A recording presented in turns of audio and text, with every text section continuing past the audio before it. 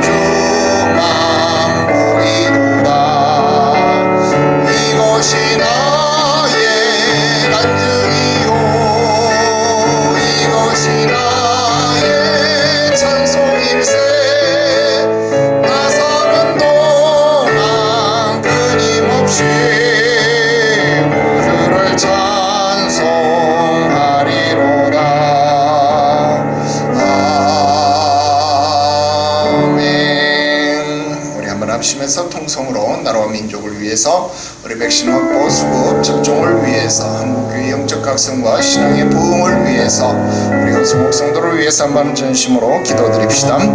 할렐루야. 거룩하신 하나님 아버지의 은혜와 사랑의 역사를 감사합니다. 오늘도 우리가 마음을 같이하여 주 앞에 부르짖고 구하오니 우리의 기도를 들으시고 아버지여 하나님의 나라 주의 뜻이 온전함으로 우리 가운데 임하여지기에 부족함이 없게 하옵소서. 특별히 주께서 사랑하시는 이 나라 이 민족이 주의 은혜 가운데 있기를 원합니다. 주의 긍휼의 여기심 가운데 있게 하여 주옵소서. 오늘날까지도 하나님의 은혜가 아니고서 우리가 결코 이때까지 설 수가 없음을 고백하오니 주님 이제로부터 영원토록 주와 더불어 동행하는 나라 동행하는 민족이 되어질 수 있도록 하나님을 기쁘시게 하는 나라와 민족이 되어질 수 있도록 하나님 이 나라를 붙잡아 주시고 주의 은혜 가운데 두시옵소서. 아버지 세계 만국을 향하여 주의 복음을 외치는 아버지의 사명이 있는 나라입니다. 아버지 그런데도 불구하고 우리가 이와 같은 원치 않는 질병의 역사들로 인하여 모든 것이 멈추어져 버린 지금 아버지 하나님 우리에게 간절함으로 백신이 필요합니다. 하나님 은혜를 베풀어 주셔서 백신이 확보되게 하시고 접종되게 하시고 수급되어지는 일들의 은혜를 더하여 주셔서 어떤 차질도 생겨나지 아니하도록 우리가 일상으로 돌아갈 수 있도록 하나님 은혜를 베풀어 주시옵소서. 오늘도 우리가 간절함으로 우리 하나님 하나님 앞에 구하오니 한국교회가 이러한 때에 깨어 기도하게 하여 주시고, 특별히 우리 교회만이라도 아버지 이러한 때에 나라와 민족을 위하여 세계 열방을 위하여 기도하는 사명을 놓지 아니하도록 하나님 붙잡아 주시고 주장하여 주시옵소서. 아버지 우리가 뒤로 물러나 측면에 빠지는 일 없게 하여 주시고, 오히려 이러한 상황에 우리의 신앙이 일취월장 발전할 수 있도록 하나님 진리의 말씀으로 우리를 가르쳐 주시고 은혜 가운데로 인도하여 주시옵소서. 아버지 우리의 지체된 어성목 성도에게 주의 은혜의 기회를 베풀어 주셔서 아버지 하나님 다시 한번 하나님을 예배할 수 있는 아버지 은혜의 기회를 얻게 하여 주시옵소서. 오늘도 우리가 실시간으로 예배가 중계되어지지 못하는 상황 속에 있습니다. 아버지 그러나 녹화하여 예배드릴 때에도 살아가는 성도들에게 넘치는 은혜와 부흥의 역사가 있게 하여 주시고, 심령 깊은 곳에서부터 뜨겁게 하시는 주의 성령의 충만함이 아버지 우리를 온전함으로 아버지 시간을 초월하여 묶어 주옵소서. 하나님을 예배하오니 우리 하나님의 영광을 받아주시기를 구하옵고 거룩하신 구주 예수님의 이름으로 기도드리옵나이다. 아멘. 우리 하나님 말씀 보겠습니다. 구약성경 민수기 11장, 민수기 11장 10절 말씀부터 15절까지만 보도록 하겠습니다.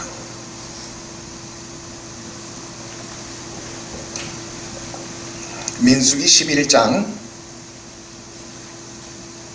10절부터 15절까지 기록된 말씀, 우리 함께 한 목소리로 합독합니다. 시작. 백성의 온 종족들이 각기 자기 장막문에서 우는 것을 모세가 들으니라. 이러므로 여호와의 진노가 심히 크고 모세도 기뻐하지 아니하여 모세가 여호와께 여짜오되 어찌하여 주께서 종을 괴롭게 하시나이까? 어찌하여 내게 주의 목전에서 은혜를 입게 하지 아니하시고 이 모든 백성을 내게 맡기사 내게 그 짐을 지게 하시나이까? 이 모든 백성을 내가 배웠나이까? 내가 그들을 낳았나이까? 어찌 주께서 내게 양육하는 아버지가 젖먹는 아이를 품듯 그들을 품에 품고 주께서 그들의 열조에게 맹세하신 땅으로 가라 하시나이까? 이 모든 백성에게 줄 고기를 내가 어디서 얻으리이까? 그들이 나를 향하여 울며 이르되 우리에게 고기를 주어 먹게 하라 하온즉 책임이 심히 중하여 나 혼자는 이 모든 백성을 감당할 수 없나이다. 주께서 내게 이같이 행하실진대 구하옵나니 내게 은혜를 베푸사 즉시 나를 죽여 내가 고난당함을 내가 보지 않게 하옵소서. 아멘. 할렐루야. 오늘 민수기서 강의 36번째 시간이 되어졌습니다. 오늘 민수기서 11장 10절에서 15절까지 말씀을 우리가 함께 살피려고 하는데요. 제목을 문제의 발견 그리고 해석 그렇게 정해봤습니다. 여러분, 이스라엘 백성이 광야로 진군을 시작한 지 사흘 만에 사달이 났지요. 여러분, 매일 만나만 먹었더니 기력이 쇠했다는 거예요. 그래서 이제는 좀 다른 것 먹고 싶다, 고기를 먹고 싶다, 수박을 먹고 싶다, 부추를 먹고 싶다, 마늘을 먹고 싶다. 먹고 싶은 것이 왜 그렇게 많은지 먹을 것을 달라고 아우성이 났다 하는 것입니다. 여러분, 얼핏 보면 굉장히 간단한 문제입니다. 왜요? 먹을 것을 달라 그러니까 먹을 것 주면 되는 것 아니에요? 만나 먹기 싫으니까 고기 좀 달라 그러니까 고기 주면 문제가 해결되어질 것이다 라는 거예요. 여러분, 굉장히 쉽게 보이는 문제처럼 보이는데 여러분, 그렇게 접근해서 쉽게 해결하려고 하기 때문에 문제가 더 크게 일어나는 경우, 실패를 자초하는 경우를 본다 하는 겁니다.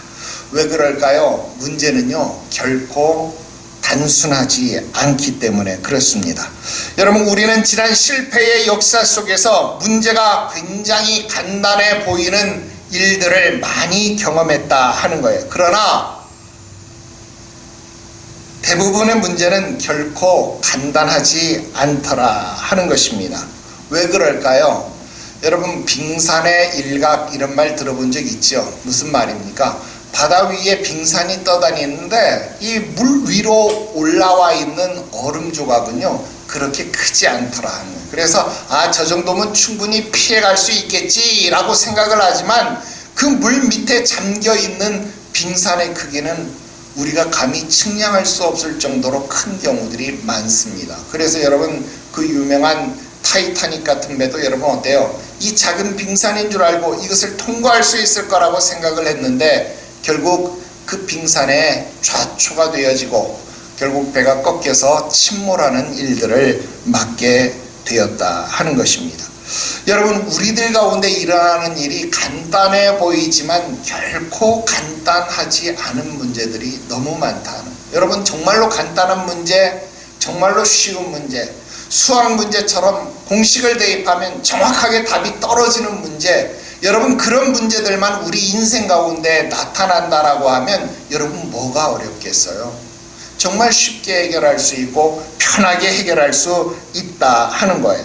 여러분 매일 만나만 먹었더니 지겹다, 기력도 없다, 그러니 가끔 별미로 고기라도 먹어야 되지 않느냐라고 하는 것이 이들의 주장입니다. 그러면 여러분 어떻게 해요? 그들이 원하는 대로 별미로서 고기를 주면 여러분 기력도 회복되어지고 문제도 해결되어질 수 있을 것이다 라는 거예요. 그러나 여러분 함정이 바로 여기에 있다 하는 것입니다. 여기에 있는 이 함정을 대다수의 사람들은 모르고 지나가는 경우들이 얼마나 많으냐 하는 것입니다. 그래서 오늘 이스라엘 백성들이 가지고 있던 이 문제를 우리가 조금 심층적으로 다각적으로 분석을 해볼 필요가 있다 하는 거예요. 그래서 오늘 10절부터 15절 아주 간단한 부분만 우리가 읽었지만 이 부분을 통해서 하나님이 우리에게 말씀하시는 일을 이루기를 원합니다. 녹화방송이라서 내가 다른 말을 안 하려고 막 했는데 가끔 녹화방송 해야 될 것 같아요. 안 오는 사람들이 다 오니까 너무 기분이 좋네. 나는 또 그것도 생각해가지고 조금이라도 빨리 올리려고 예배도 10분 전에 시작을 했는데 이렇게 현장 예배에 많이 올 줄 내가 미처 몰랐어요. 앞으로 가끔씩 한 번씩 이런 일들이 있어도 좋겠다 싶은 생각이 드네요. 어쨌든 간에 너무 기뻐서 내가 또 딴소리를 했네요. 자, 오늘 일어났던 이 문제들을 우리가 심층적으로 분석을 해서 말씀을 드리려고 해요. 우리가 세 가지를 말씀드리려고 하는데 첫 번째 우리가 생각해 볼 문제는요, 왜 만나가 질렸을까 하는 거예요. 왜 만나가 질렸는가, 그걸 생각해야 되는 거예요. 여러분 사실 만나만 먹어도 힘이 나야 정상이다. 여러분 이렇게 말하면 여러분 어떻게 이해할지 모르겠어요. 어쨌든 하나님으로부터 공급되는 만나야말로 참된 양식이 아닐 수 없지요. 하지만 이 사실을 인정하지 않기 때문에 거기에서부터 문제는 시작된다 하는 거예요. 여러분 먹을 것이 나와서 이 먹을 것에 대한 이야기를 잠깐만 좀 여러분들에게 하고 본문의 말씀을 더 살피려고 해요.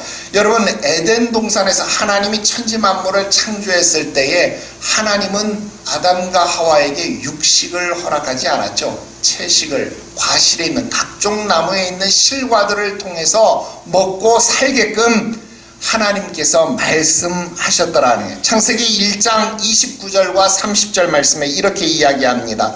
하나님이 이르시되 내가 온 지면에 씨 맺는 모든 채소와 씨 가진 열매 맺는 모든 나무를 너희에게 주노니 너희의 먹을거리가 되리라. 또 땅의 모든 짐승과 하늘의 모든 새와 생명에 있어 땅의 모든 기는 것에게는 내가 푸른 풀을 먹을거리로 주노라 하시니 그대로 되니라.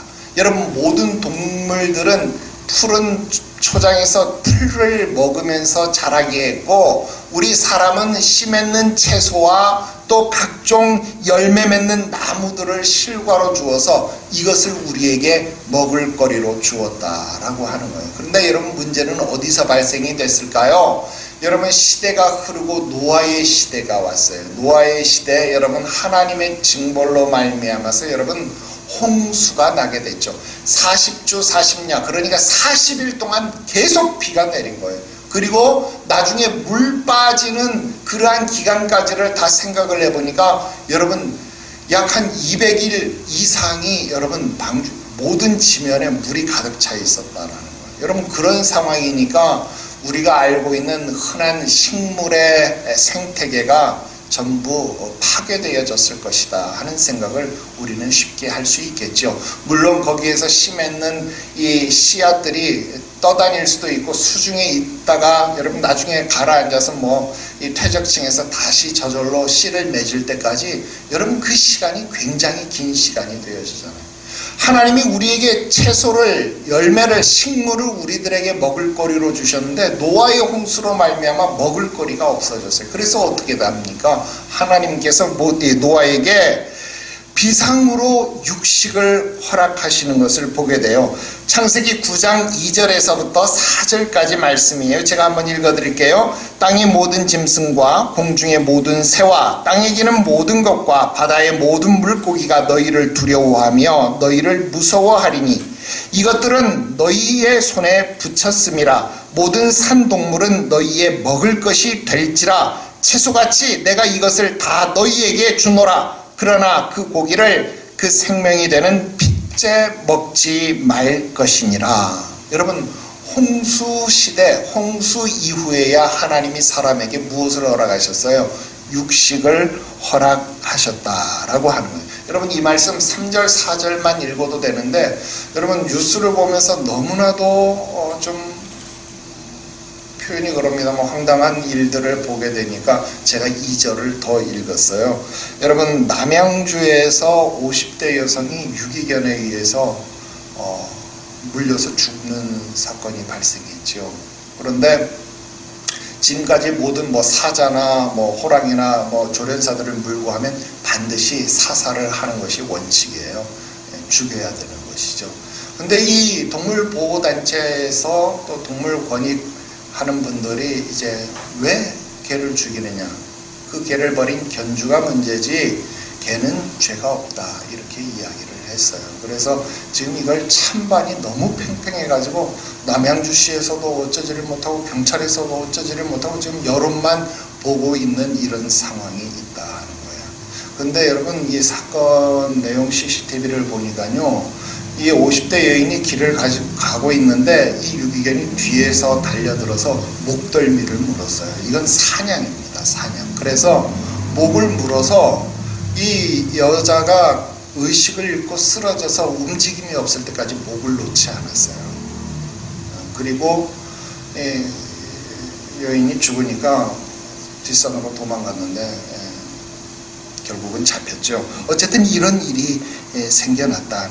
여러분, 내가 동물보호단체나 동물권익보호론자들과 변론하고 싶은 생각이 추호도 없어요. 그러나 우리 교회 성도들만이라도 좀 제대로 알아야 되겠다 하는 거예요. 여러분, 사람의 부주의함 물론 주의해야죠. 사람이 버린 유기견이 되었으니까 여러분 사람에게도 일단 잘못이 있다 생각을 해요. 그러나 모든 동물들은요, 사람을 두려워하도록 하나님이 만들어 놓으셨어요. 하나님이 그걸 정해 놓으셨다라는 거예요. 그런데 여러분, 이와 같은 이 야생 본능이 살아나면서 사람을 두려워하지 않고, 그러니까 사람에게 길들여졌다가, 그러니까 사람하고 이제 그런 거리낌이 없다가 야생 본능이 살아나면서 사람마저도 사냥의 대상으로 인지하게 된 그런 문제가 있는 거겠죠. 어쨌든 그런 사건이 있었다라는 거. 5절도 참고해서 한번 여러분 보십시오. 내가 반드시 너희의 피, 곧 너희 생명의 피를 찾으리니 짐승이면 그 짐승에게서, 사람이나 사람의 형제면 그에게서 그 생명을 찾으리라.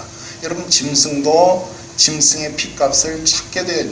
여러분, 이건 당연한 일. 그래서 약육강식 우리가 그렇게 이름을 붙여놨지만 또 먹이사슬의 이야기를 했지만 여러분, 생명을 해하고 피를 먹게 되어지면 그건 또 다시 그런 피값을 찾게 되어지는 것이죠. 여러분, 개가 사람 고기를 먹은 것은 아니죠. 그러나 여러분, 입에 묻은 피, 입가에 있는 피들 여러분 당연히 개는 먹게 돼요. 여러분, 이건 온당한 일들이 아니에요. 그건 동물 권익 보호 이런 차원에서가 아니라 그냥 성경에 그렇게 이야기해요. 동물들은 사람을 두려워해야 되는 것이 지극히 정상적이에요. 여러분, 많은 다큐에서 어떤 거 봅니까? 사람이 이 동물들의 삶의 영역을 파괴하니까 동물들이 민가로 내려올 수밖에 없고 그래서 사람과 부딪힐 수밖에 없었다. 여러분, 이렇게 배우고 이렇게 알고 있잖아요. 일명 맞는 설명이고 분명히 옳은 거예요. 그런데 여러분, 사람이 동물을 위해서 존재할 수는 없는 것이다라는 거예요. 여러분, 이러한 사실들에 대해서 적어도 기독교인들이 좀 원칙적인 대응도 했으면 좋겠고 원칙적인 인식을 가졌으면 좋겠다 해서 오늘 제가 이 말씀을 잠깐 드리고 지나갑니다. 어쨌든 이렇게 육식을 하나님이 노아 시대 이후에 허락하셨다라는 거예요. 자, 이 말씀을 이야기를 하면서 내가 여러분들의 먹거리에 대해서 채식이 좋느니 육식이 좋느니 이런 이야기 하고 싶은 것 아니에요. 물론 여기에서도 우리 또 이 사드락 메삭 아벳느고의 상황을 우리가 또 들어서 알고 있죠. 무엇입니까? 우상의 제물로서 먹어야 되는 모든 고기를 거부한 거예요. 우리 그거 안 먹을게요. 그리고 우리를 한번 시험해 보세요. 그리고 누가 더 예쁜지 누가 더 멋있는지 한번 평가해 주세요. 여러분 정말로 육식을 끊고 채식만 먹었는데도 불구하고 이들의 얼굴에서 광채가 나고 이들의 면모가 더 아름다워. 여러분 성경의 기록 아닙니까?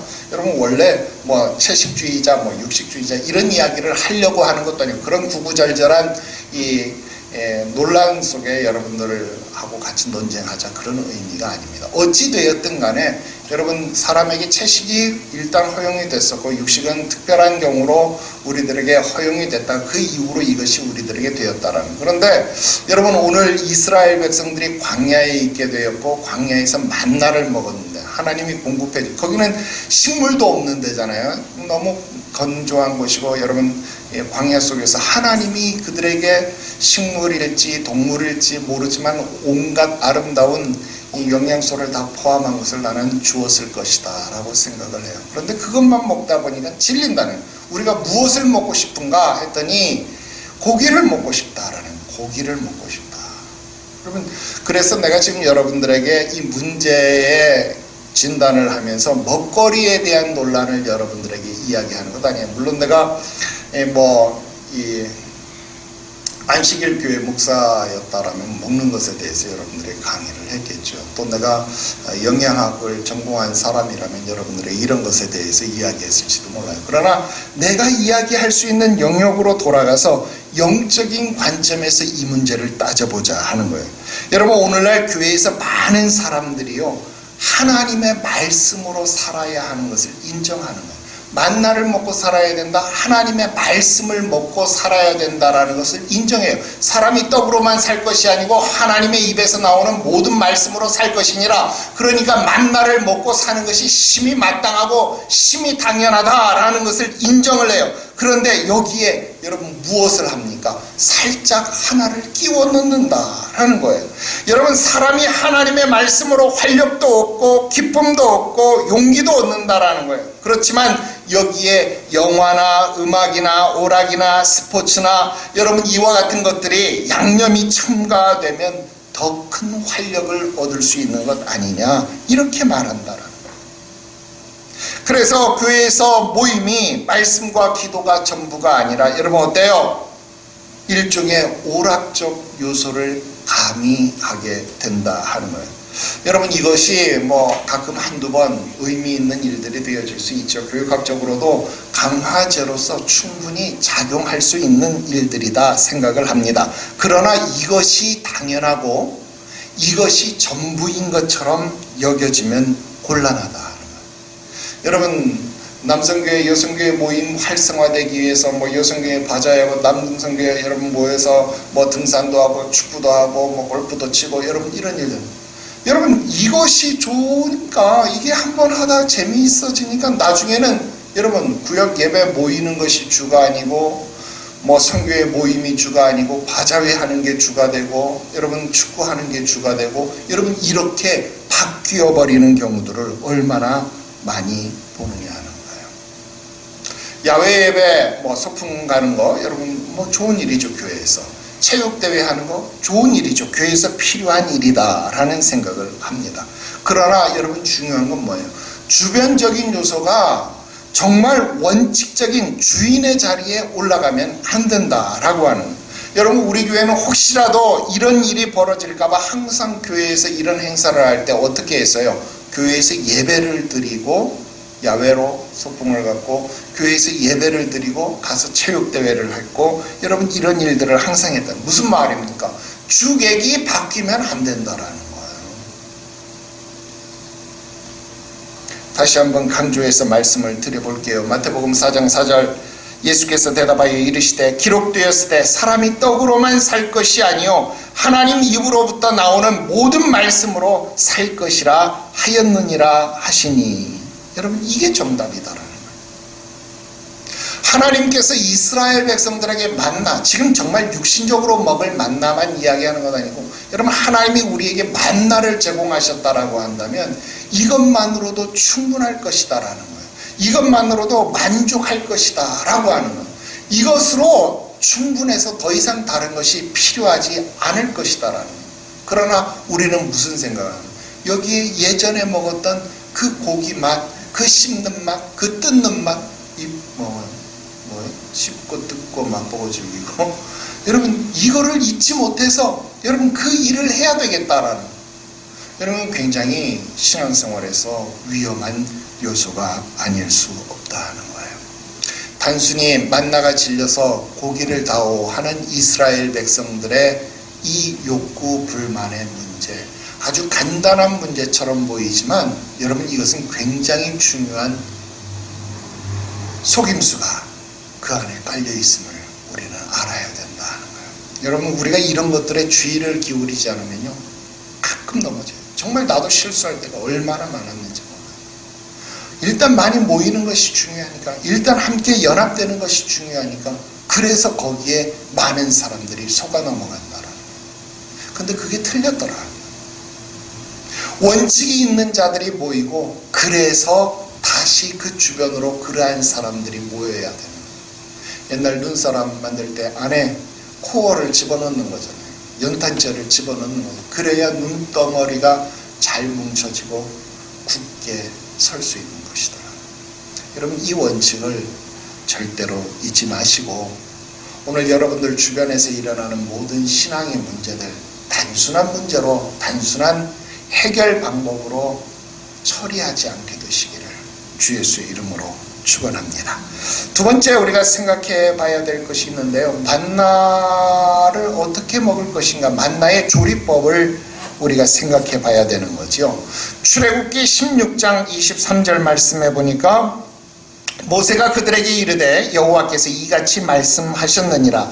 내일은 휴일이니 여호와께 거룩한 안식일이라. 너희가 구울 것은 굽고 삶을 것은 삶고 그 나머지는 다 너희를 위하여 아침까지 간수하라. 그렇게 이야기했습니다. 무슨 말입니까? 만나는요, 구울 수도 있고 삶을 수도 있고 그대로 간수할 수도 있었다라는 거예요. 즉, 만나는 다양한 요리법을 통하여서 먹을 수 있다라는 거예요. 같은 쌀이지만 밥으로 먹을 수도 있고 죽으로 먹을 수도 있고 떡으로 먹을 수도 있고, 또 그것을 가지고 여러분 떡국으로 이렇게 끓여서 먹을 수도 있는 것이다라는 거예요. 똑같은 밀이 재료가 되어지지만 여러분 어때요? 빵으로도 먹을 수 있고 튀김으로도 먹을 수 있고 국수로도 먹을 수 있고 여러분 스프로도 만들어서 먹을 수 있다라는 거예요.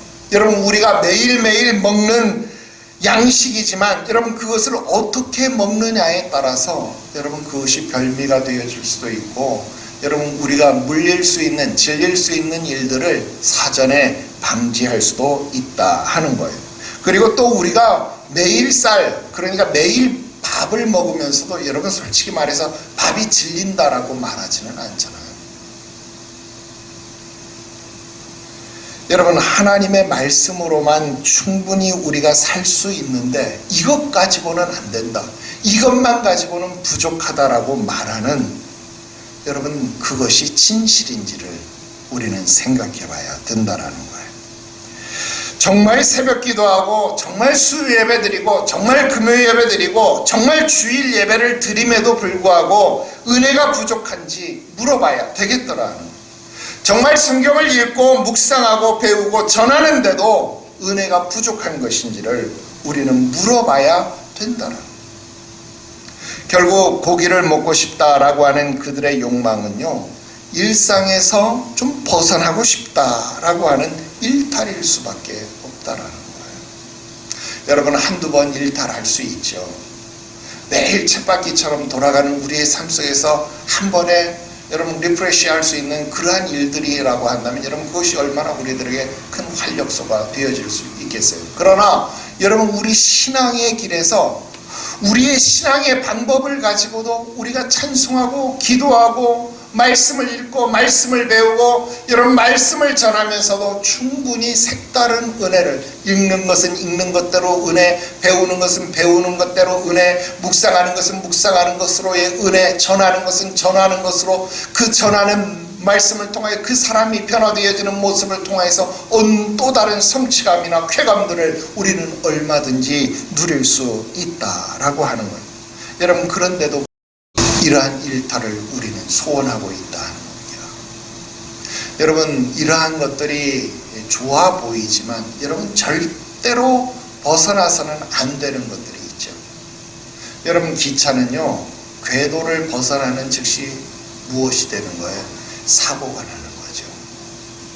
여러분, 비행기나 선박이요, 아무데로나 하늘이나 배를 막 가는 것 같지만 여러분, 막 가면 안 돼요. 바다 밑은 보이지 않기 때문에 해도를 통해서 어디가 갈 수 있는 데고 어디가 암초 있는 것이고, 이것을 피해서 가지 않으면요, 배는 전진할 수 없다는 거예요.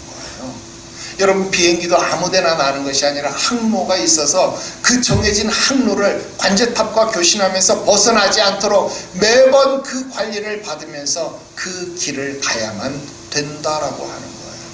여러분, 거기서 벗어나는 순간 뭐예요? 사고예요. 조난이에요. 문제가 생긴 것이다. 여러분, 우리의 생활 속에서 일상을 잠시 벗어나서 다시 되돌아올 수 있는 그런 탄성이 있는 삶을 사는 건 중요한 것이죠. 그러나 신앙생활은요, 벗어남이 있어서는 안 되는 거예요. 내가 하나님을 바라보는 그 바라봄의 관점에서 벗어나면 안 된다라는 거예요. 내가 하나님의 입에서 나오는 모든 말씀으로 살 것이라, 우리가 이 원칙을 알고 있으면 그 말씀으로만 살아야지 다른 것으로도 한번 살아보겠다라고 하면 안 된다라는 거예요.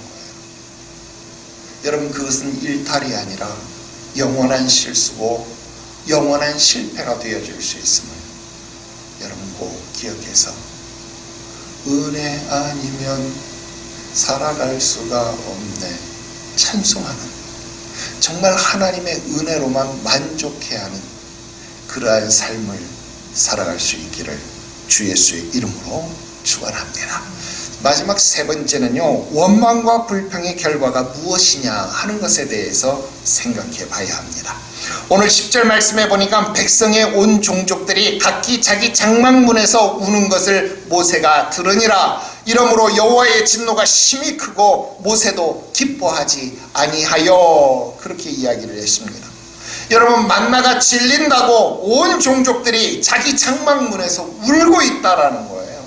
온 종족, 무슨 말입니까? 옛날 성경에는 온 가족, 또 영어 성경에도 보면 family, 그렇게 이야기를 합니다. 모든 가족들이 울고 있다라는 거예요. 아버지도 어머니도 자식도 부모도 모두가 울고 있다라는 거예요.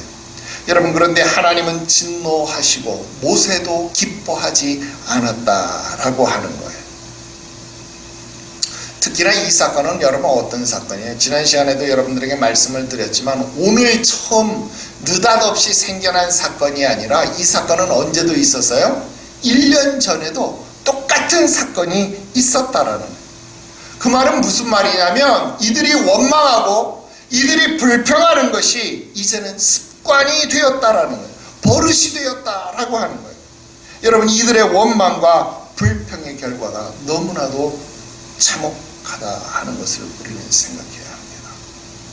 어린아이를 키워보니까 여러분 어때요? 아이가 우는 것이 시끄러워서 알았어 이렇게 하고 주는 경우 있죠. 근데 이것을 아이가 알아요. 그래서 그 다음부터는 눈물도 안 흘리는데 입은 어떻게 하고 있어요? 하고 울고 있죠. 그때 되면 여러분, 부모는 아는 거예요. 아, 내가 실수했구나, 내가 잘못했구나. 그래서 부모는 더 이상 그 아이의 요구에 응답하지 않아요. 그때부터 엄마는 의도적 무시를 하는 거죠. 듣지 않는 거예요. 못 들은 척 하는 거예요. 침묵하는 거예요. 오늘 하나님이 바로 그 상태예요. 지금 이스라엘 백성들을 향해서 침묵하는 일들이 생겨나요.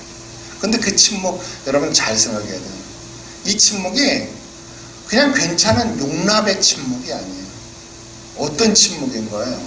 지금 화가 하나씩 쌓이고 있는 거예요. 33절에 가면 여러분 어떤 일이 벌어져요? 그들의 이 사이에 고기가 끼어 있어요. 그 고기가 씹히기도 전에 그들을 어떻게 하셨어요? 하나님이 진노하셔서 치셨다라고 기록하고 있어요. 여러분, 오늘 이들의 일들, 이들이 하나님 앞에서 원망과 불평한 이 일들이 어떤 결과를 가져왔는지 우리는 그 결과에 대해서도 심층적 분석이 필요하다는 거예요. 간단하게 세 가지를 말씀드려 볼게요. 첫 번째, 원망과 불평은요, 전염되고 반복된다는 거예요. 여러분, 한 사람의 불평은 온 가족으로, 온 가족의 불평은 모든 백성의 불평으로 전염되고 있다라는 거예요. 우리가 지난 시간에 공부했어요. 이스라엘 백성들 중에 누가 있었어요? 잡족들이 있었다라는 거예요. 그런데 그 잡족들이 어떻게 했어요? 마음에 탐심을 품었다 그래요. 탐심은 여러분 뭐예요? 그냥 꼭 필요한 것은 탐심이라고 안 했죠. 필요한 것 이상의 것, 분수에 넘치는 것을 무리해서 얻으려고 하는 것을 탐심이라고 해요. 이 잡족들이 바로 그러한 탐심을 품었는데 그 탐심으로 인해서 어떻게 했다고요? 이스라엘 백성들도 울부짖었다라는 거예요. 비명을 질렀다는 거예요. 하나님 앞에서 고함을 치면서 울부짖는 자, 불평을 토로하는 자가 되었다라고 하는 거예요. 여러분, 불평하고 원망하는 사회를 우리가 살아가고 있더라 하는 거예요. 여러분, 자꾸 이런 얘기 이제는 하지 말아야 됩니다. 또 하게 됩니다. 세월호 사건 이렇게 지나고 지금 참 많은 일들이 있었죠. 특검을 했고 특검 수사단을 했고, 여러분, 전 정권에서 일어난 일을 지금까지 조사했는데 아직도 결론을 못 냈어요. 그래서 또 얼마 전에 또 특별 검사단을 또 출범을 시켰잖아요. 제발 이제 좀 결론이 났으면 좋겠어요. 그들이 원하는 결과라도 제발 좀 나타나서 이제 좀 그 아이들을 좀 떠나보내줄 수 있으면 좋겠다, 그런 생각을 하는 거예요. 이게 나라냐고. 여러분, 원망과 불평의 정치 프레임으로 온 국민이 그게 전염이 됐다는 거예요. 여러분, 세월호 이 아이들 죽은 거, 이 결과를 안 믿는 것들이 전염됐어요. 그래서 여러분, 어떤 일이 벌어지는 거예요? 지금 난리도 아닌 거, 한강에서 한 의대생이 죽었는데 이것으로 인해서 사람들이 막 과열이 되어지면서 죽음에 대해서, 경찰의 조사에 대해서 믿지를 않는 거예요. 결과를 인정을 안 하는 거예요. 여러분, 아이가 산업 현장에서 죽었어요. 안타까운 일이죠. 어머니가 국회로 달려가서 그 법을 만들어야 되는 그러한 나라.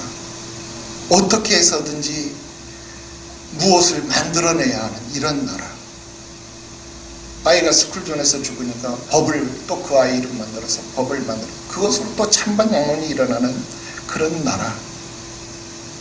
여러분, 도무지 돌파구가 보이지 않고 있다는 거예요.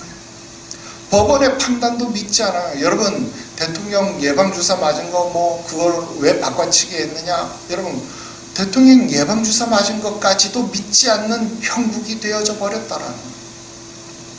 지금 무엇을 이야기해도 믿지 않고, 무엇을 이야기해도 서로를 향해서 원망하고 불평하는 사회가 됐다라는 거예요. 근데 여러분, 이게 참 묘하죠.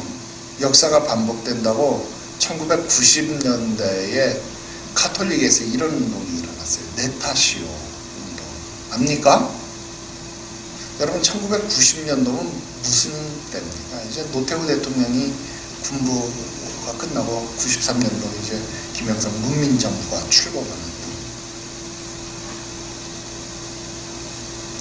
워낙 많은 표현, 이런 거를 어떻게, 이제는 사회가 너무 무서워져서 표현도 너무 힘들고 어려워요. 보복 아닌 보복들이 있었죠.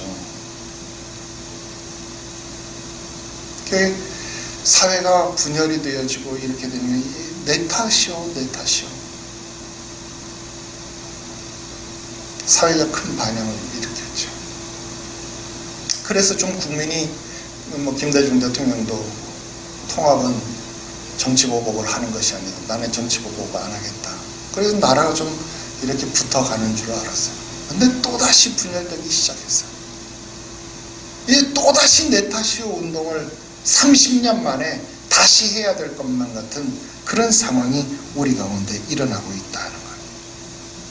여러분, 원망과 불평은요 절대로 문제를 해결하지 못합니다. 오히려 불붙는 곳에 기름을 끼얹는 격이 된다 하는 거예요.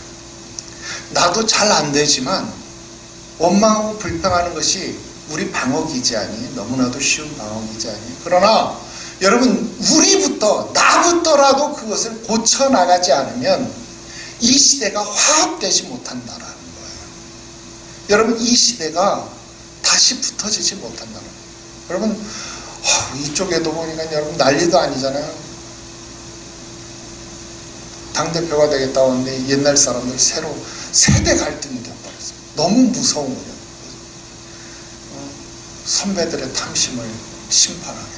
이런 거, 썸특하다. 여기서 이런 말하고. 여러분, 세대 간의 갈등이.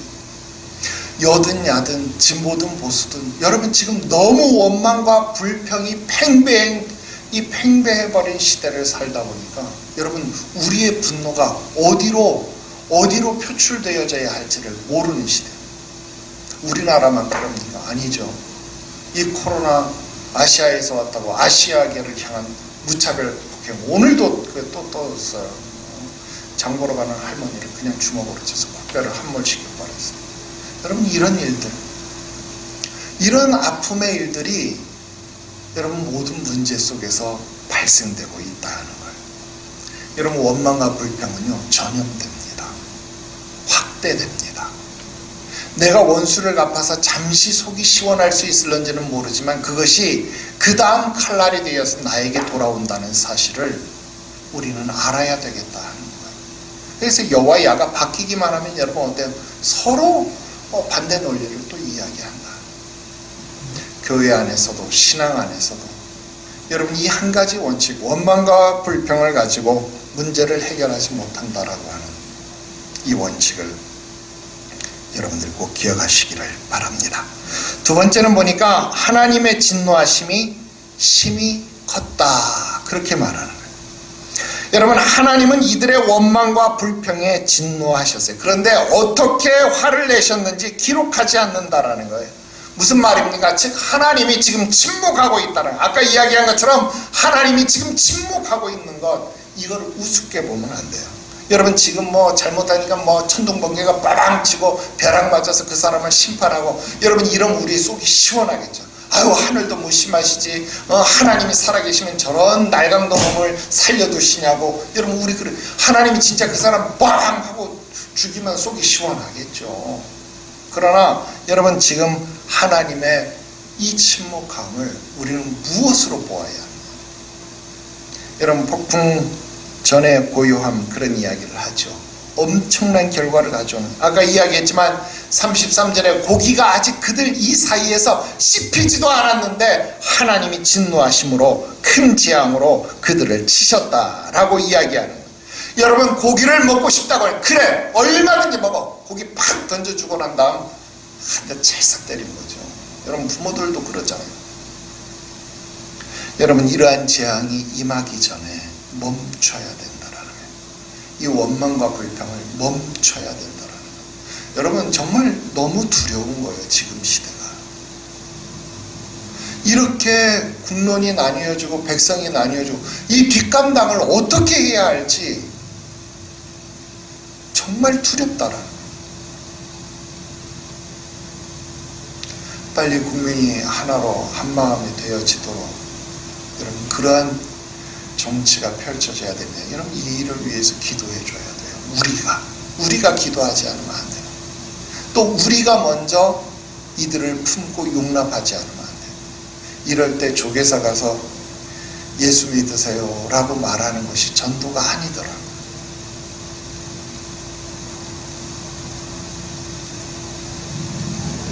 너희는 그리스도를 그같이 배우지 아니하였느니라. 그리스도를 바르게 배웁시다. 진리의 말씀을 바르게 배우고 오늘 원망과 불평이 아니라 포용과 용납함으로 그들을 온전함으로 품을 수 있기를 주 예수의 이름으로 축원합니다. 세 번째는요, 모세도 기뻐하지 않았다, 그렇게 이야기하네요. 더 쉽게 말하면 모세도 지쳤다라는 거예요. 이번 한 번뿐인 사건이 아니죠. 아까도 이야기했지만 이건 1년 전에도 있었고, 또 이스라엘 신명기서 우리 말씀하면서 공부했잖아요. 너희는 항상 이랬느니라. 항상 이랬었다고. 모세가 오죽하면 자기를 죽여달라고 하나님 앞에 이야기한 것이 한두 번이 아니더라 하는 거예요. 여러분 오늘 본문에도 똑같은 상황이 나오고 있죠. 이런 원망과 불평은 위대할 수 있는 주의 종을 가차없이 나락으로 떨어져 버리게 만들더라 하는 거예요. 11절에서 15절 말씀, 모세가 여짜오되 어찌하여 주께서 종을 괴롭게 하시나이까? 어찌하여 내가 주의 목전에서 은혜를 입게 아니하시고 이 모든 백성을 내게 맡기사 내가 그 짐을 지게 하시나이까? 이 백성을 내가 베었나이까? 내가 임신하였나이까? 그 말이에요. 내가 베었나이까? 내가 그들을 낳았나이까? 어찌 주께서 내가 양육하는 아버지가 젖먹는 아이를 품듯 그들을 품에 품고 주께서 그들 열조에게 맹세하신 땅으로 가라 하십니까? 이 모든 백성에게 줄 고기를 내가 어디서 얻어다가 이들을 먹일 수 있습니까? 그들이 나를 향하여 울며 이르되 우리에게 고기를 주어 먹게 하라 하온즉 책임이 심히 중하여 나 혼자 이 백성 감당할 수 없사오니 나에게 은혜를 베푸사 나를 죽여서 내가 이 고난을 보지 않게 해 주옵소서. 여러분 이렇게 기도합니다. 이 구절들은요 모세의 오해와 착각 부분에 해당하는 내용이에요. 사실 모세가 말하는 것처럼 하나님이 그들을 외면하는 것도 아니고 그런 내용들이죠. 보통 이 부분들은 목회자가 될 목회 후보생들에게 설교를 하는 것이지 성도들에게 잘 설교하지 않아요. 그런데 이 표현에 주의를 기울여야 합니다. 무슨 말입니까? 성도의 원망과 불평은요 주의 종으로 하여금 지치게 할 뿐만 아니라 오해와 착각을 가지도록 만든다라는 거예요. 여러분 모세는 백성들의 원망과 불평이 자기를 향하고 있기 때문에 괴로워하고 지쳐가며 죽기를 원했습니다. 그런데 1년 전 모세는 달랐어요. 출애굽기 16장 8절에 보니까 이렇게 말해요. 모세가 또 이르되 여호와께서 저녁에는 너희에게 고기를 주어 먹이시고 아침에는 떡으로 배불리시리니 이는 여호와께서 자기를 향하여 너희가 원망하는 그 말을 들으셨음이라. 우리가 누구냐? 너희의 원망은 우리를 향하여 함이 아니요 여호와를 향하여 함이로다. 여러분 1년 전에 똑같은 일이 있을 때요 모세는 신앙적으로 이 문제를 판단했어요. 그래서 야 오늘 너희가 원망하는 건 나 앞에 하는 거 아니고 하나님 앞에 하는 거야. 하나님이 이미 이 말을 들으셨어. 그래서 너희에게 떡을 주시고 너희에게 고기를 주실 거야. 하나님이 아직 그에게 만나 메추라기 주신다는 말씀을 안 한 상태. 그런데 모세가 먼저 믿음으로 지금 이야기를 하는 거예요. 근데 하나님이 이 주의 종 모세의 말을 따라 정말 만나를 주시고 메추라기를 주신 사건이 바로 거기에 기록되어져 있다 하는 거예요. 1년 전 모세는, 초창기 모세는 이들이 원망하고 불평하는 것이 자기를 향하는 것이 아니라 하나님을 향하여 하는 것임을 알았더라 하는 거예요. 그런데 1년 후에 똑같은 일이 벌어지니까 이 모세가 어떻게 생각하는 거예요? 야 이들이 나 앞에 먹을 것을 달라고 이렇게 말하니까 아이고 난 할 힘이 없으니까 하나님 나 죽여주세요 이렇게 말하더라. 모세마저도 착각하게 모세마저도 지치게 만들더라 하는 거예요. 같은 사건이 반복되고 원망과 불평이 반복되니까 그렇게 오해하고 착각하더라. 그래서 여러분 어때요? 나를 죽여달라는 거예요. 지금 이 상황에서 모세마저 죽어버리면 여러분 누가 이 백성들을 돌봅니까? 누가 이 백성들을 책임집니까? 여러분 원망과 불평은요 개인과 가정과 국가를 불태워버리는 무서운 결과를 가져오는 것을 알아야 합니다. 여러분 목회를 하면서 왜 힘들 때가 없을까요? 그때마다 목회자가 하는 생각이 있습니다. 내가 아니면 누가 이 교회를 책임질 것인가? 여러분 그 착각을 해요. 그 착각으로 버티는 믿음이 있을 때 처음에는 하나님이 다 알아서 해주겠지, 하나님이 다 알아서 인도하시겠지 믿음 가지고 목회를 시작했는데 하도 목회가 힘들어가니까 나중 되니까 아휴 진짜 포기하고 싶다. 그런데 내가 포기하면 요 몇 안 남은 성도 누가 책임지지? 교회는 누가 책임지지? 이 생각을 한다 하는 거예요. 하나님이 책임지시겠지라고 생각하고 그냥 떠나버려도 될 것 같은데 미련하게 어떻게 해요? 그게 자기 책임인 줄 알아요. 자기 몫의 태인 십자가인 줄 알고 그렇게 착각하고 목회자는 버텨낸다라고 하는 거예요. 그런데 어쩌면 하나님은 이런 착각을 통해서 교회를 지켜가시는 모습인 것도 생각해볼까 하는 거예요. 히브리서 13장 17절 여러분들에게 많이 말씀을 드렸죠. 너희를 인도하는 자들에게 순종하고 복종하라. 그들은 너희 영혼을 위하여 병성하기를 자신들이 청산할 자인 것 같이 하느니라. 그러므로 그들로 하여금 즐거움으로 이것을 하게 하고 근심으로 하게 하지 말라. 그렇지 아니하면 너희에게 유익이 없느니라. 하나님은 주의 종들에게 이러한 착각을 하게 하심으로 교회를 지켜가는 것일지도 모르겠다. 이런 어리석은 생각도 해봐요. 근데 성도들은요, 죽어도 이런 생각 안 합니다. 오히려 여러분 어떤 생각 하는 줄 알아요? 그래, 어디 너희들끼리 잘해봐라. 그리고 떠나버리는 거예요. 책임을 내버리고, 책임을 져야 할 자가 책임을 내버리고 떠나가버린다라는 거예요. 저는 이 11절부터 15절까지 기록된 말씀요, 목회자들 대상으로 아주 중요하게 잘 풀어서 가르칠 수 있습니다. 그러나 여러분들을 향한 말씀이 아니기 때문에 신학교 강단에서 외치는 것으로 대신을 하는 거예요. 교회 강단에서는 이 본문으로 가르치는 것은 딱 하나예요. 무엇입니까? 주의 종을 포기하게 하지 말라 하는 거예요.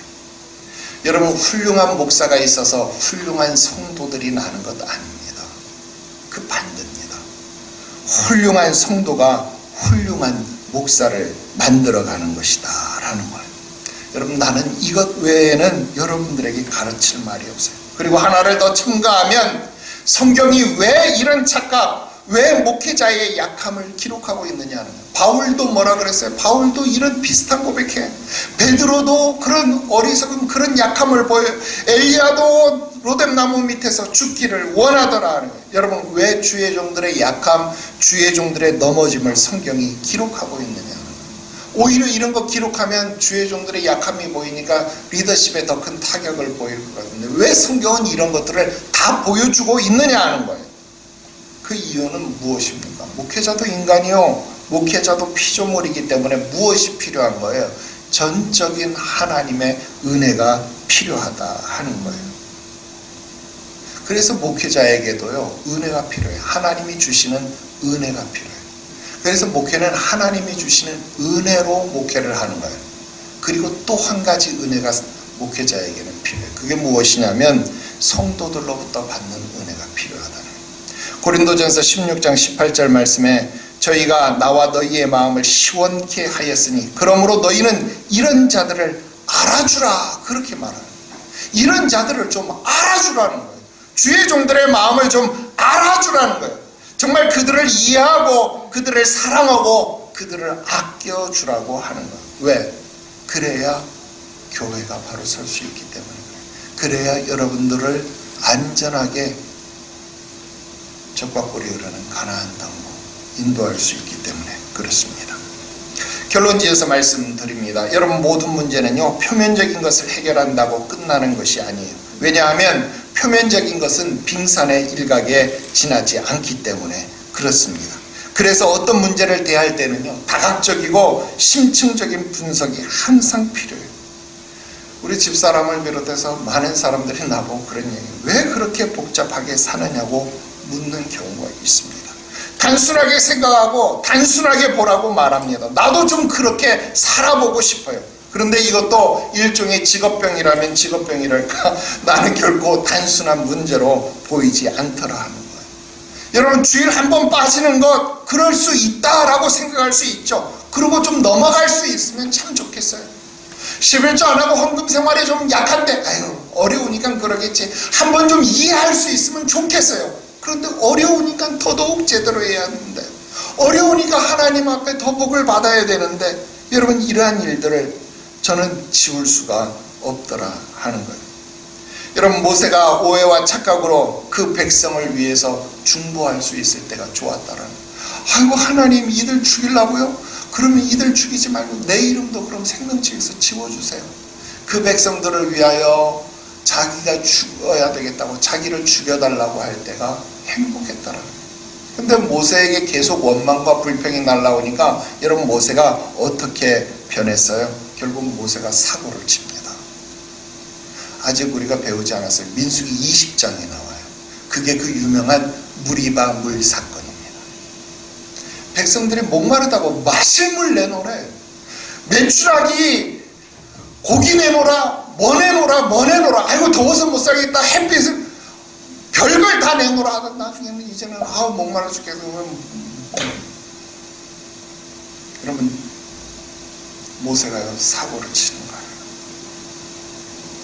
반석을 지팡이로 치면서 두 번이나 꽝꽝 치면서 백성들한테 화를 확 내요. 내가 너희를 위해서 반석에서 물을 나오게 해야 하느냐? 그러면서 반석을 쳐버렸어요. 어쨌든 물은 터졌어요. 반석에서 나오는 생수로 그들의 문제가 해결되는 것 같았어요. 근데 모세는 이 사건으로 말미암아 가나안 땅에 들어가지 못했어요. 여러분, 내가 만약에 모세면 정말 억울해서 못 살 것 같아요. 여러분, 지금 어떻게 이 백성들을 이끌고 왔느냐는 거예요. 모든 원망 불평 다 나가면서 정말 힘들고 어려운 시절을 모세가 다 고생해 놓으니까 정작 적과 꿀이 흐르는 가나안 땅에 넌 못 가? 여러분, 억울하지 않겠어요?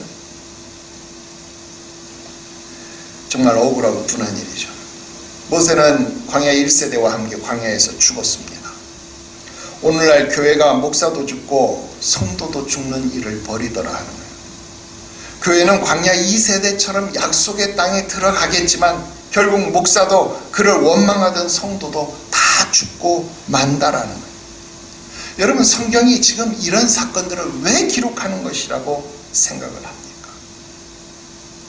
여러분, 최소한 너희는 그러지 말라고 우리에게 교훈으로 주는 것 아닙니까?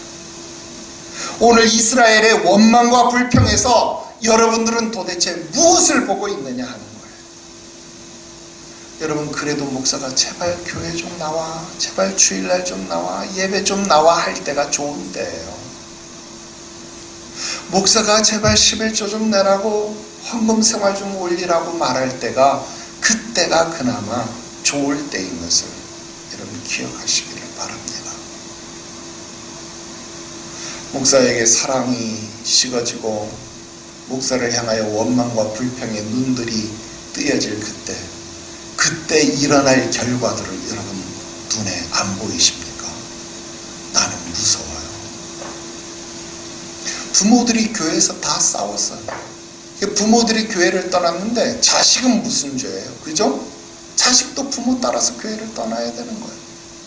그 자식들이 어려서부터 뭘 보는 거예요? 교회를 막 이렇게 기분 나쁘면 옮겨도 되는구나, 그거를 보는 거예요. 정말 슬픈 일이죠. 정말 괴로운 일이죠. 이런 아이들이 훗날 교회를 이끌어갈 세대가 되었을 때 우리 교회에서 어떤 일이 벌어질 것인가는 여러분 생각하지 않습니까? 정말 무서운 일이죠. 두려운 일이죠.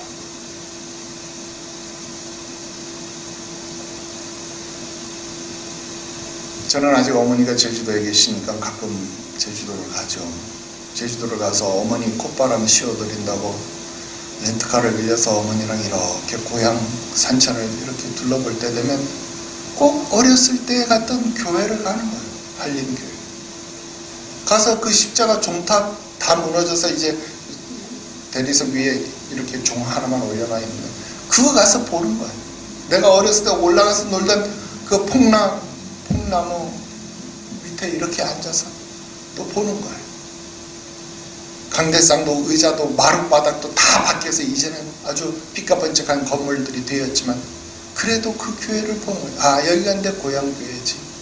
그러면서 생각을 하는 거예요. 우리 교회 아이들이 우리 교회를 그렇게 그리게 만들어야 되겠다. 꼭 돌아오는 연어처럼 꼭 돌아오는 교회를 만들어야 되겠다. 여러분, 이게 내 가슴 속에 있는 거예요. 최소한 지금 여러분들의 자녀들은 교회를 그렇게 사랑할 수 있도록 지금 여러분들이 보여주어야 합니다. 그렇게 가르쳐 주어야 합니다. 갤럽 조사연구 잠깐 여러분들에게 말씀했죠. 우리나라 국민 85%가 종교가 사회에 악영향을 끼친다고 대답을 했어요. 여러분, 무서운 시대 아닙니까? 이 마지막 때 말씀에 기록되어진 마지막 시대의 모습입니다. 마지막 때에는 사람들 마음속에 불법이 성하여짐으로 하나님을 없다고 말하는 거예요. 우리를 미워하게 된다는 거예요. 여러분, 성경에 기록되어진 내용들이에요. 정말 무서운 일들이 벌어지고 있는 그러한 때입니다. 그런데 이런 원망 불평이 우리에게 전염되어서, 사회적으로도 전염되어서, 여러분 어디도 분노를 참지 못하는 시대. 근데 심지어는 이제 교회 안에서조차도 분노를 사귀지 못하는 교회, 분노를 해결하지 못하는 성도.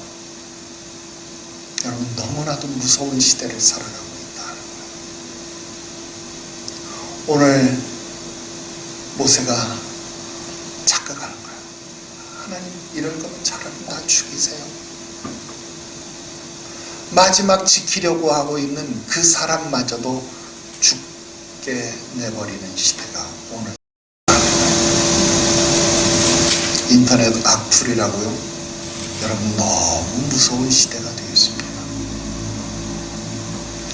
원망과 불평, 이 일을 없애는 것, 그것이 가장 진정하고 정말 가장 큰 용기인 것을 여러분 믿으시기를 바랍니다. 누구나 원망할, 아이 대통령이 정치를 잘못해서 이 모양이, 국가가 왜 이걸, 누구나 할 수 있는 소리입니다. 특히 여러분 뭐 서울역 이런 데가 탑골공원에 술 한잔 잡수시고 여러분 어르신들 맨날 이 얘기 얼마나 많이 하는 이야기들이에요. 그들이 원망하고 불평한다고 나라가 변했습니까? 안 변했어요. 여러분, 국회에서 국회의원들이 정말 국회의원 자격도 없어 보이는 사람들이, 그 언어 행동들이 오늘날 교회 안에서도 주의 종을 향하여서, 성도를 향하여서 서로 그렇게 막말이 오가는, 여러분 그런 시대가 되어서는 안 되겠다 하는 것. 여러분 꼭 기억해서, 오늘 이스라엘 백성들이 단순히 만나가 지겨워서 원망과 불평을 일으켰느냐? 그렇지 않더라는 거예요. 거기 이면에는 신앙의 일탈을 꿈꾸는 죄악이 자리 잡고 있었고, 그 일로 인하여서 하나님을 향하여 하나님의 진노를 격발시키고, 여러분 모세도 기뻐하지 않아요. 여러분 모세가 이 일을 기쁨으로 할 수 없게 만들었더라는 거예요. 좋은 교회 됩시다. 좋은 성도 됩시다. 좋은 목사가 됩시다. 그러기 위해서 지금부터라도 작은 것부터라도 바꿔봅시다. 다시 네타시오가 필요하면 다시 우리 교회만이라도 네타시오를 시작합시다. 그리고 원망과 불평 대신 미안합니다, 감사합니다, 여러분 용납과 포용이 시작되는 우리 교회, 우리 가정, 우리 국가가 되어질 수 있기를 주 예수의 이름으로 축원합니다. 아멘. 기도드립시다. 거룩하신 하나님 아버지, 오늘 이스라엘 백성들의 고기를 먹고 싶다는 원망과 불평이 어떤 결과들을 가져오는지에 대해서 좀 심층적인 분석을 했습니다. 어떤 일을 할 때에, 어떤 말을 할 때에 우리가 생각하고 말할 수 있고 생각하고 행동할 수 있는 은혜를 베풀어 주옵소서. 워낙 즉흥적인 이 시대를 살아가기에 즉흥적인 것을 추구하고 그것이 펴풀려짐으로 나타나는 이 시대에 원리와 원칙을 가지고 분명한 진리의 기준인 하나님의 말씀의 법도를 세우며 진리가 아닌 것 외면할 수 있는 용기를 허락해 주시고, 실수하였으나 회개할 때 따뜻함으로 품고 일으킬 수 있는 사랑이 있게 하여 주옵소서. 우리 교회가, 우리 한 사람 한 사람이 다시 한번 네타시오 운동을 시작할 수 있게 하시옵소서. 예수님의 이름으로 기도합니다. 아멘. 우리 좋으신 하나님 찬송 부르면서 준비한 예물 봉헌해 드립니다. 좋으신 하나님, 좋으신 하나님,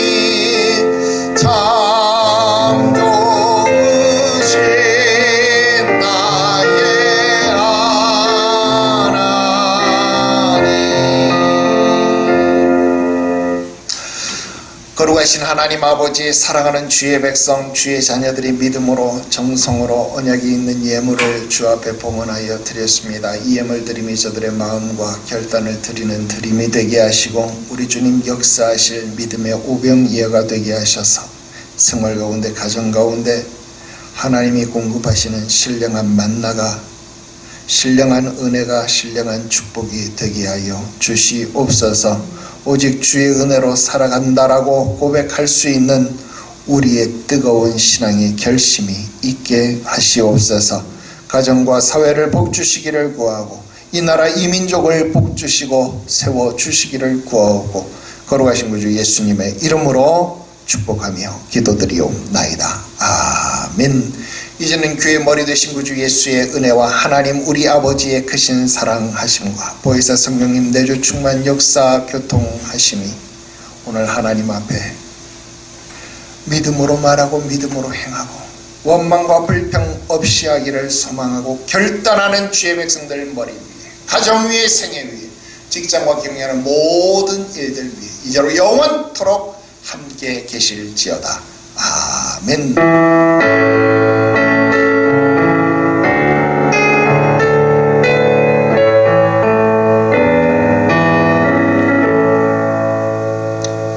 예배 모두 마쳤으면 우리 하나님께 영광 돌립시다. 할렐루야. 제가 빨리 편집해서 영상 올릴게요. 수고하셨습니다.